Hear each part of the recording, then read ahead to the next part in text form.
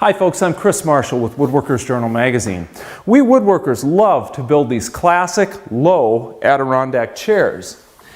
But for as easy as they are to build, they're hard to get up and out of because they sit so low to the ground.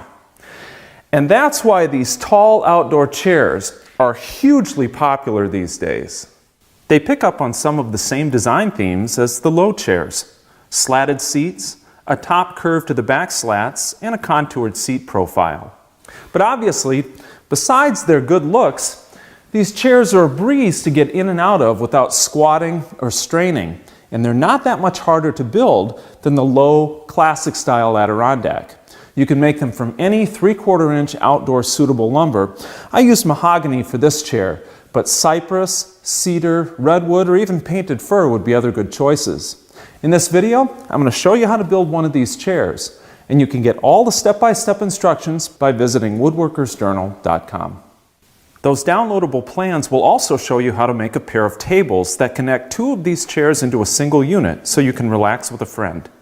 Now we're going to get started by building the seat section here, and for that I made this plywood template of the seat rail. It makes duplicating these seat rails quick and easy because I made two of these chairs plus the connecting tables. Now in our plan we provide a gridded drawing so you can make one of these seat rail templates too. Rip and cross cut a couple of seat rail blanks to rough size and trace the template shape onto them. Then cut out both seat rails at your bandsaw or with a jigsaw. Stay about 1/16 inch outside your layout lines. Once those are cut out, fasten the template to one of the seat rails with strips of double-sided carpet tape.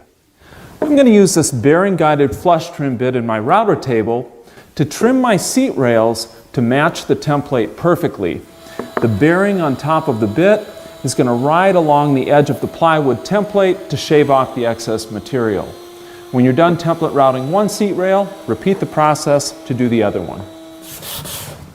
Now sand your seat rails up to 180 grit, and then ease this bottom flat edge with a 1/8 inch roundover bit in a handheld router or at the router table. Next up, rip and cross cut 10 seat slats to size and sand their sharp corners round. I used a drum sander for this job. Then ease their top edges all around with a 1/8 inch roundover bit to add some seating comfort and to help prevent splinters. Once those edges are gone, drill a single screw hole 3/8 inch back from the ends of each slat and centered on its width. Counterbore these holes for number 8 screws. They will be filled with wood plugs later to hide the screw heads. Now you can attach the seat slats to the two seat rails. Start with this first one down here in front. Now I've spaced 9 of my seat slats apart with these 1/2 inch diameter dowels to keep the spacing even. And if you have one, I used a 23 gauge pin nailer to tack all of the slats in place. That way they won't shift around when I'm driving the attachment screws. Use stainless steel or coated exterior screws for all the screws on this chair. I'm using 1 5/8" long screws here. Be sure to drill pilot holes into the seat rails first before driving in each screw. And for now, only install 9 of the 10 seat slats. We'll leave the last one off until the seat back is in place.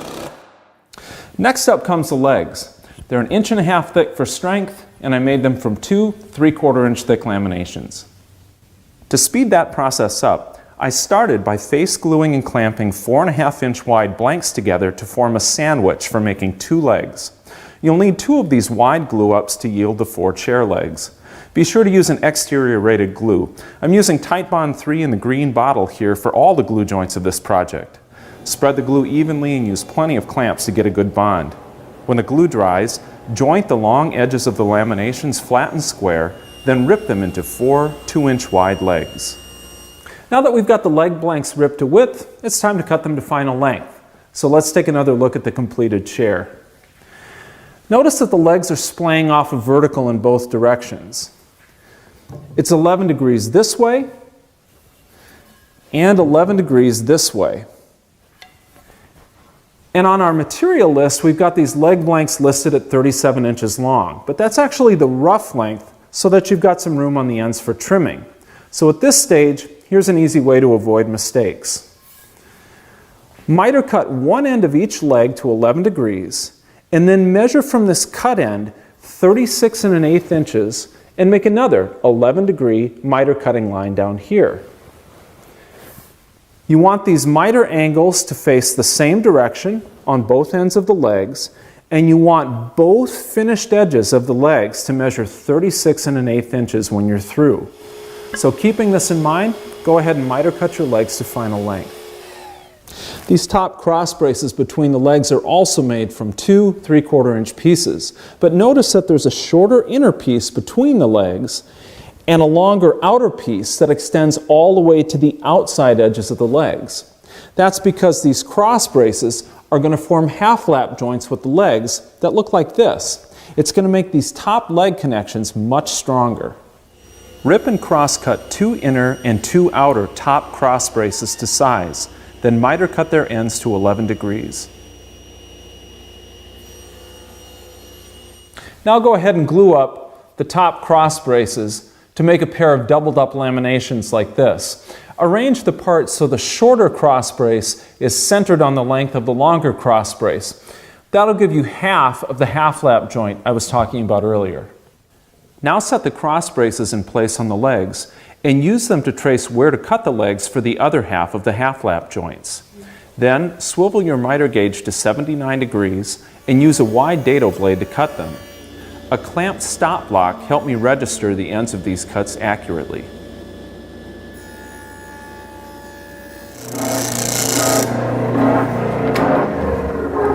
And over here at the drum sander, I'm knocking off the sharp bottom corners of the legs so they're less likely to splinter when the chair gets dragged around. Now go ahead and glue and clamp a top cross brace between each pair of legs. When the glue dries, drive a couple of counterbore 1¼ inch screws through these joints to strengthen them. You can help hide them by placing the screws on the inside faces of the leg assemblies. And now you can fill these screw counterbores with wood plugs, then give your leg sets a thorough sanding up to 180 grit, and ease their long edges with a 1/8 inch roundover bit.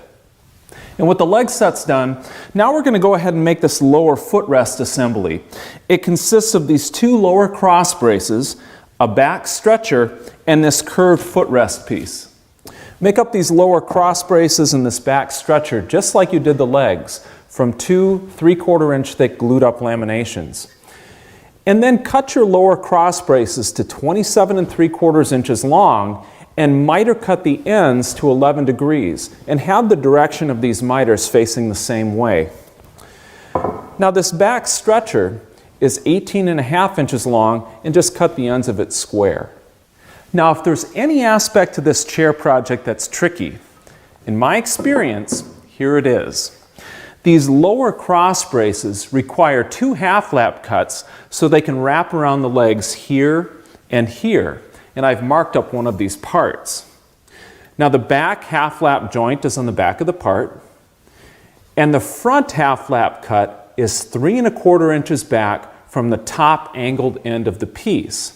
Now notice that this front half lap joint is facing the opposite direction from the back half lap joint, and the front one is also facing the opposite direction from the angled front miter on this part. These cuts may look easy, and they are, but pay super close attention when you're marking the parts and setting up your miter gauge angles so you'll cut these joints facing the correct direction. It's surprisingly easy to get confused when you're cutting opposite facing angles once your layout marks are face down, and don't ask me how I know this. Here's how they should look when you're done. And to help me draw the curve on the front of my footrest here, I've got an inexpensive thin metal straight edge held in place inside of a long clamp, and by changing the clamping pressure, I can change the amount the straight edge bows, and that'll give me a different curve. So once you've got the curve drawn on the front of your footrest, cut it out with your jigsaw or bandsaw and sand it smooth. Give the cross braces and stretcher a good sanding too, and ease the edges of the footrest to make it less likely to splinter. Then follow the drawings in the downloadable plan to assemble the footrest framework with long counterbore exterior screws. And now we can go ahead and put these big components together, and here's where they go. Measuring from the inside edges of the legs, The bottom of the footrest assembly goes 8 inches up from the bottoms of the legs.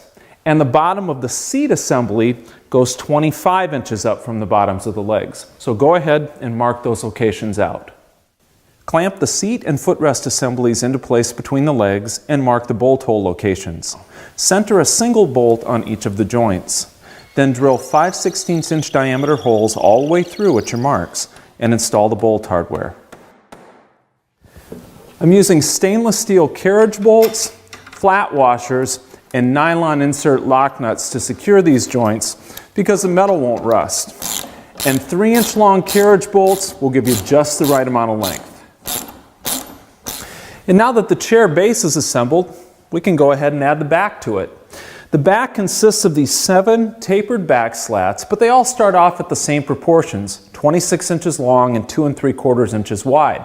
And then once the tapering work is done, they attach to these 2 curved upper and lower back supports. When you've got the 7 back slat blanks cut to size, set up a tapering jig so you can reduce them to 2 1/8 inches at the bottom. This jig from Rockler holds each slat at an angle, and it has a bar that rides in my table saw's miter slot to make the angled cuts. But whatever tapering jig you use, rip the tapers along both edges of all 7 slats, resetting your jig as needed between cuts. Next, we can cut our tapered back slats into this gentle 21-inch radius curve.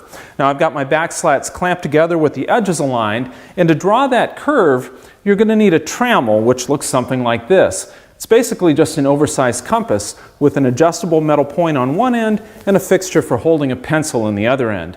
Now I've got my trammel set up for 21 inches between the 2 points. Position the trammel in the middle of the center slat, and so the pencil point is even with the slat's top edge. Draw the radius across all the slats. Now notice down here on the bottom ends of the back slats that when they're clamped together this way, they form just a little bit of a curve. We're going to draw a straight line across all the slats that's even with the middle slat. And then we're going to trim all of these slats flat across the bottom. It'll make the slats easier to install on the bottom back support later. Cut the slats along your layout lines with a bandsaw or jigsaw. Then round over the sharp top corners and sand them smooth. Ease their long edges and ends to minimize splinters. And that brings us to these upper and lower back supports, and we'll make those next.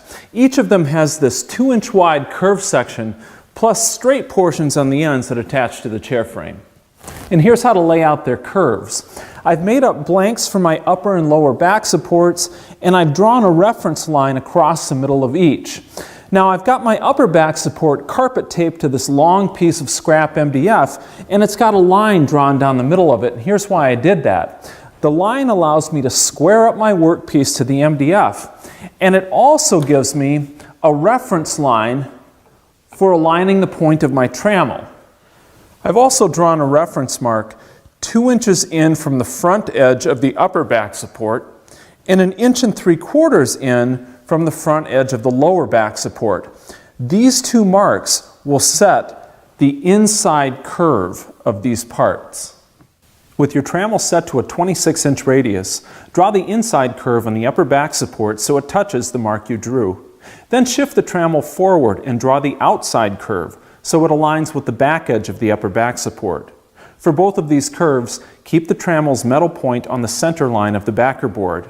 Then repeat the process for the lower back support, only this time switch the trammel to a 24-inch radius instead. And now with the curved lines drawn, we need to add the flat portions onto the ends. So make a mark 2 inches back from the front edge of the lower back support and 2 1/4 inches back from the front edge of the upper back support. Then draw short perpendicular lines over to the back curve on both of these parts, like this.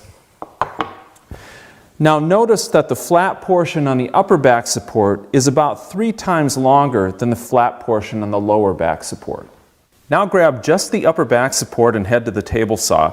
We need to bevel rip its front edge to 11 degrees. When you set the rip fence for this cut, make sure the blade will trim right across the top corner but not make the part any narrower in the process. Rip the front edge to this angle. And now at your bandsaw, go ahead and cut just the back profile of the upper and lower back supports. I make the straight cuts first against the fence, then cut along my back curved layout lines to remove the waste pieces. Do this for both back supports.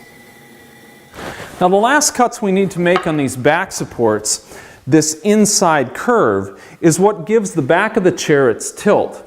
So we're going to make these last curve cuts at 7 degrees off of vertical. So tilt and lock your bandsaw's table at 7 degrees. I'm using a bevel gauge here to dial in my settings. And then go ahead and cut along those curved inside layout lines. Now it feels a little weird at first cutting with the bandsaw's table at an angle, but it's really not that hard. Just cut a little bit to the waist side of your layout lines and go slowly.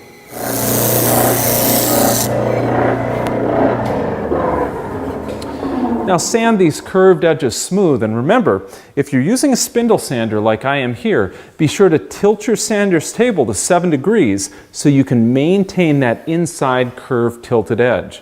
Then once the curves are smooth, round over these outside edges.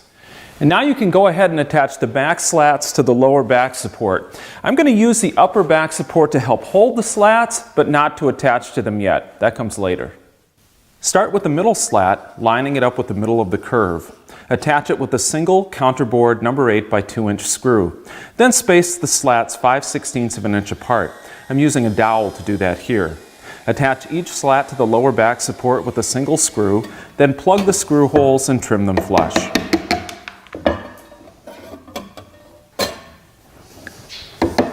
Now the armrests are the last parts we need to make before putting the rest of this chair together. And we'll make them exactly the same way as we made the seat rails. I started with a plywood template that I made from the gridded drawing in our downloadable plans, and then I used that to trace my armrests, cut them out, and template route them to final shape. Easy stuff. And now we can fit the seat back into place and make some final modifications. Here I've got the lower back support clamped to the seat rails, and I've got the 2 armrests clamped to the upper back support. Set the armrest assembly on the top cross braces of the legs, and so its front beveled edges are flush against the back ends of the cross braces. Shift it left or right to overhang the cross braces evenly and clamp it in place. Then move each arm left or right until their flat inner edges overlap the inside faces of the legs by about 1/2 inch. So now that the armrests are in the right position, you should have a little bit of an overlap here where the armrest crosses the upper back support. So go ahead and trace the armrest profile onto the upper back support and trim off this waste at your bandsaw. Then round over the top edges of the arms to help prevent splinters. I used a 1/4 inch round over bit to do that. And once those sharp edges are gone, go ahead and attach the armrests to the upper back support with single 2 inch carriage bolts. Just center these bolts where the parts overlap. Then reclamp the armrests on the chair and drive 3 2 inch counterboard screws through each to attach them to the top cross braces. When that's done, drive 1 3 inch counterboard screw through the back legs and into the ends of the lower back supports too to anchor the seat back assembly here. Now you can install the rearmost seat slat that you set aside way back at the beginning of this build. Then fan out the back slats and attach them to the upper back support with a single counterboard 2 inch wood screw. I'm using 3/8 inch dowels to space them apart here. And finally, there's a bunch of wood plugs to install to hide all the screw heads on this chair. So take care of that work now. So that wraps up the construction process on this tall chair. And I'm going to finish this one, just like I did these two, with a semi-transparent oil-based deck stain, and that's it. This is a fun project to build, and it'll be a welcomed addition to any deck, poolside, or patio, whether you build 1 chair, 2 chairs, or 2 chairs plus these connecting tables, and you can learn how to build those in our downloadable plan. So I hope you enjoyed building this project, and thanks for watching.